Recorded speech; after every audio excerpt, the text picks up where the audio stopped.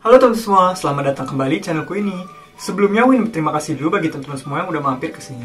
Aku berharap dengan ada channel ini bisa membantu kita semua untuk lebih sadar akan pentingnya financial literacy. Nah, jadi teman-teman, di channel ini ada yang nanya, apa sih itu investasi? Investasi itu simpelnya adalah membuat uang kita bekerja menghasilkan uang lagi buat kita. Jadi, seorang investor tugasnya adalah membuat uangnya bekerja menghasilkan uang lagi. Menaruh uangnya sehingga uangnya bisa beranak cucu menghasilkan uang lagi buat mereka. Nah, buat teman-teman yang baru datang ke sini, aku perkenalan diri dulu. Nama aku Daniel, aku adalah seorang karyawan biasa yang kebetulan memiliki passion di bidang investasi. Jadi aku setiap bulan aku selalu menyisihkan 80% dari penghasilanku untuk aku investasikan. Makanya channel ini aku beri nama Investor Habit, yaitu kebiasaan berinvestasi. Nah, jadi pada kali ini aku ingin bahas apa sih yang harus kita persiapkan sebelum kita investasi. Jadi sebelum mulai investasi, kita harus perhatikan beberapa hal berikut ini dulu, teman-teman. Yang pertama adalah emergency fund atau dana darurat. Nah, apa sih dana darurat? Dana darurat adalah dana yang kita persiapkan jika sewaktu-waktu nanti kita membutuhkan dana, teman-teman. Dana yang perlu disiapkan itu tergantung dengan kita ya, teman-teman. Apakah kita berkeluarga, single, atau masih lajang, atau kita udah punya tanggungan. Kalau misalnya kita masih lajang, kita disarankan memiliki 3 bulan pengeluaran kita. Jadi contoh nih, kalau misalnya sebulan kita pengeluarannya 5 juta, katakan.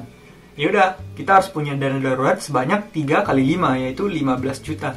Jadi 15 juta itu ada selalu di rekening dana darurat kita yang nggak akan kita pakai, teman-teman. Jadi kalau misalnya sewaktu-waktu nanti kita butuh dana, kita bisa pakai dari yang 15 jutanya itu. Ini tujuannya untuk mengcover kebutuhan-kebutuhan yang tidak terduga ya, teman-teman. Nah, kalau kita udah punya tanggungan, pasti udah berbeda ya, teman-teman. Kalau misalnya kita udah punya keluarga, disarankan kita memiliki emergency fund sebanyak 6 bulan pengeluaran kita. Dan kalau misalnya kita udah punya keluarga, terus kita punya anak, mungkin kita akan lebih baik kalau kita mempersiapkan 9-12 bulan pengeluaran kita. Jadi kalau misalnya kita punya tanggungan banyak nih, terus kita punya pengeluaran per bulan katakan 10 juta. Ya udah, kita sebaiknya memiliki dana darurat sebanyak 9 atau 12 kali dari 10 juta itu, yaitu 90 juta atau 120 juta. Berikutnya, hal kedua yang perlu diperhatikan adalah melunasi semua hutang kita. Jadi sebelum kita berinvestasi, kita harus pastikan kita nggak punya hutang dulu, teman-teman. Apalagi kalau misalnya utangnya utang yang berbunga tinggi. Contoh, katakan kita punya utang bank nih. Katakan kita utang konsumtif, kartu kredit. Per bulan kita kena 2% nih, ya kan. Kalau sebulan kita kena bunga 2%, berarti dalam setahun kita kena 24%, teman-teman. Jadi kalau misalnya kita langsung membereskan utang itu, artinya secara langsung kita udah dapat fixed return 24% ya, teman-teman. Maka hal itu jauh lebih baik ketimbang kita nggak bayarin utang kita, tapi kita berinvestasi. Apalagi kalau misalnya utang yang kita miliki adalah utang yang berbunga tinggi. Jadi makanya fokus utamanya adalah membuat kita dalam kondisi nggak minus dulu ya, teman-teman. Jadi kita melunasi semua utang kita. Nah, berikutnya, langkah ketiga yang perlu kita lakukan adalah kita melakukan budgeting. Jadi kita harus tahu nih, kita setiap bulan tuh pengeluaran kita berapa, pemasukan kita berapa, terus yang mau kita sisihkan untuk investasi itu berapa.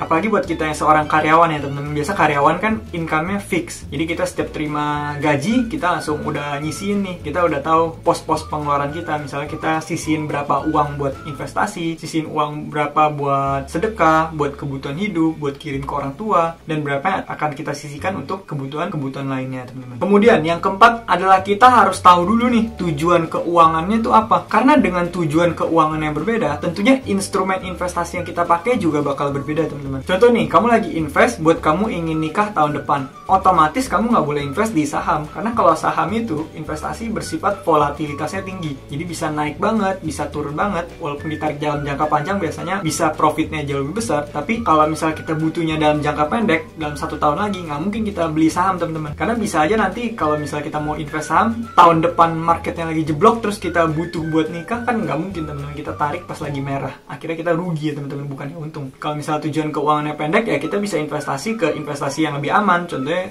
kayak reksadana pasar uang yang selalu naik, atau reksadana obligasi. Kalau misalnya kita nabung buat dana pensiun nih, ya otomatis kita pasti investnya yang nggak apa-apa volatilitasnya tinggi, tapi memberikan return lebih tinggi. Contohnya misalnya kita invest di olah saham sendiri, atau misalnya kita mau pakai reksadana saham, bisa juga. Nah, kenapa kita ambil yang seperti itu? Karena biasanya returnnya bisa lebih tinggi ya, teman-teman. Nah, kemudian kamu juga perlu tahu nih, kalau metode investasi itu ada yang disebut dengan lump sum sama DCA. Lump sum itu artinya kita langsung menginvestasikan uang yang besar di awal. Misalnya kita punya 100 juta, kita langsung masukin 100 juta itu ke satu instrumen investasi. Nah, kalau teknik yang kedua ini yang disebut dengan dollar cost averaging, atau istilah mudahnya itu adalah nabung rutin ya, teman-teman. Nah, teknik DCA ini juga teknik yang aku pribadi gunakan ya, teman-teman. Jadi misalnya kalau kita pengen beli suatu saham nih, kita beli yang prospeknya bagus, yang prospek jangka panjangnya bagus, dan di jangka panjang pasti naik, katakan saham BBCA ya. Tapi ini bukan ajakan jual beli ya teman-teman, ini cuma contoh aja. Itu kita cicil di BBCA. Jadi kita udah tentukan setiap bulan di tanggal berapa kita akan membeli saham tersebut. Misalnya kita udah set, kita gajian tanggal 30. Setiap tanggal 1 kita mau beli saham itu. Udah, kita boleh nih pakai teknik dollar cost averaging. Jadi setiap bulannya di tanggal 1 dengan nominalnya sama, kita selalu beli di saham tersebut teman-teman. Misalnya kita katakan kita nabungnya 5 juta. Ya udah, jadi setiap bulan tanggal 1 bulan Januari kita beli BBCA 5 juta.